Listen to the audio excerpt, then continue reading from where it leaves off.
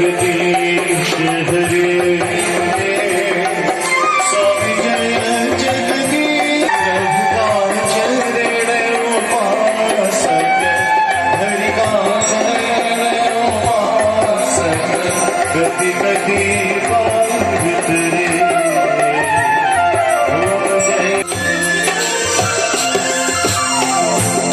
सुर भाव निवारक तारक सुखों का ओम जय जगदीश युग रोगन लीलामय रस करुणा मूर्ति हरे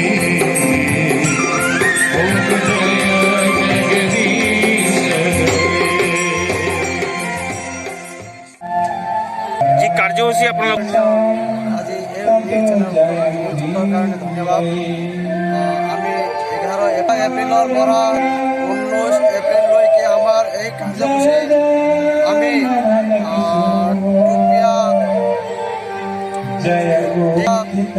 মেইন প্ৰবচক নিমন্ত্ৰণ কৰি মাতি অনা হৈছে। ইয়াত বিশেষকৈ কোভিড মহামাৰী এই বিশ্বত হাৰি লোৱাৰ কাৰণে শান্তি হওক যাতে এই সমগ্ৰ আমাৰ অসমত বুলি আমি এই মহাযজ্ঞ শ্ৰীমদ ভাগৱত যজ্ঞ আয়োজন কৰা হৈছে। গতিকে ইয়াত ডেইলি নহ'লেও 4,000 পৰা 5,000লৈকে ৰাইজ ভক্তৰ সমাগম হ'ব। ৰাইজে ইয়াত সব ভক্ত প্ৰেমিক খোৱা ব্যৱস্থা পানী গোটেইকেইটা আয়োজন কৰা হৈছে। গতিকে আমি এই সপ্তাহ পুৰাণ সুন্দৰভাৱে ইয়াতে পৰিচালনা কৰি আছোঁ। আজি দ্বিতীয় দিন কথাবাচক প্ৰথম দিন আজি। গতিকে মই মানে কাৰ্যসূচী আহিছে, কাৰ্যসূচীৰ বিষয়ে আপুনি ক'বচোন। সৰ্বপ্ৰথমে মই আমাৰ সহযোগী আপোনালোকক আন্তৰিকতালৈকে আহিছে। আমি এই বিশ্ব শান্তিৰ উদ্দেশ্য লৈ এই মহাপুৰণৰ আয়োজন কৰা হৈছে। এই কোভিড-19 যিদৰে বিশ্ব অশান্তি কৰি তুলিছে তাৰ পৰা কেনেদৰে আমি ৰক্ষা পাব পাৰি বুলি আমি ভগৱানৰ ওচৰত প্ৰাৰ্থনা জনাবৰ কাৰণে এই মহাভাগৱতৰ আমি আয়োজন কৰোঁ। আমাৰ কথা প্ৰবচক মেইন প্ৰবচকজন হ'ল শ্ৰীযুত লোকনাথ পণ্ডিত লোকনাথ পোখৰেল। ডিক্ৰাইৰ পৰা আমি আমন্ত্ৰণ কৰি আনিছোঁ।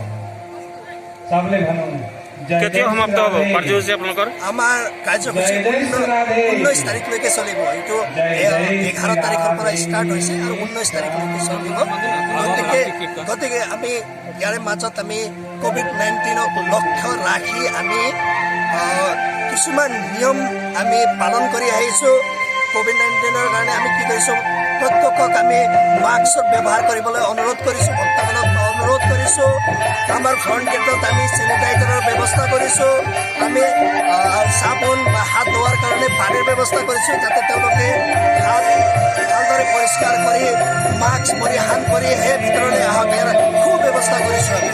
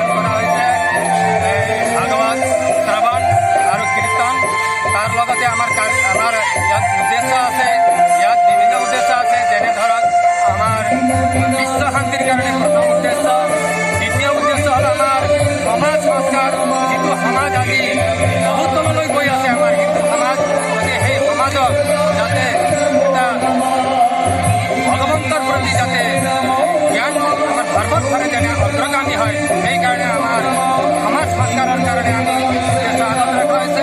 আৰু 3 নম্বৰ উদ্দেশ্য হ'ল আমাৰ হ'ল ইয়াতে ভাতৃত্ববোধক একত্ৰ কৰিবৰ কাৰণে আমাৰ এইটো উদ্দেশ্য ৰখা হৈছে। গতিকে আমি আজি শ্ৰীমদ ভাগৱত সপ্তাহ জ্ঞান মহাযজ্ঞৰ আজি দ্বিতীয় দিনৰ কাৰ্যসূচী। যোৱাকালি 11 তাৰিখে আমাৰ কলচ যাত্ৰা অৰ্থাৎ ভাগৱত শোভাযাত্ৰা আমাৰ পাৰ হৈ গ'ল। আৰু আজি ৰাতিপুৱা আমাৰ ব্ৰাহ্মণকৰণ গুৰুসকলক কৰণ কৰি ইতিমধ্যে আমাৰ শেষ কৰিলোঁ। ইয়াৰ পিছতে আমাৰ আজি ভাগৱত প্ৰবচন আৰম্ভ হৈছে। গতিকে ভাগৱত প্ৰবচনৰ আমাৰ প্ৰবচন কৰ্তা হ'ল আমাৰ গুৰুজন ইংৰাজী পৰম পূজনীয় শ্ৰী লোকনাথ বৰেজী। আৰু লগতে আমাৰ 9জন গুৰু আছে আৰু আমাৰ কীৰ্তন মণ্ডলী আছে। আমাৰ ভজন টিমৰ নায়ক হ'ল আমাৰ গোপাল নৈদেৱ। গতিকে আমাৰ সমূহ ভক্তপ্ৰাণ ৰাইজক আমাৰ 7-8খন গাঁও ইতিমধ্যে আমি ফেৰী লগোৱা হৈছে।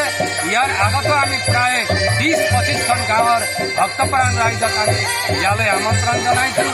গতিকে তেওঁলোকে আহি নিজৰ মনত ভক্তিৰ সন্দেহ যাতে বীজ ৰোপণ কৰক এই উদ্দেশ্য আগত ৰাখিয়ে আমি হিন্দু সনাতন ধৰ্মৰ মুখ্য শাস্ত্ৰ শ্ৰীমদ ভাগৱত মহাপুৰাণ ইয়াত পাঠ কৰাৰ ব্যৱস্থা কৰা হৈছে। গতিকে আপোনাসকলেও আহি আমাক এই ভাগৱত অনুষ্ঠানখন টেলিভিছনৰ মাধ্যমলৈ লৈ যাবৰ কাৰণে চেষ্টা কৰাৰ কাৰণে আমাৰ সমিতিৰ তৰফৰ পৰা আপোনাসকলৰ সকলোকে আমি ধন্যবাদ কৃতজ্ঞতা জ্ঞাপন কৰিলোঁ।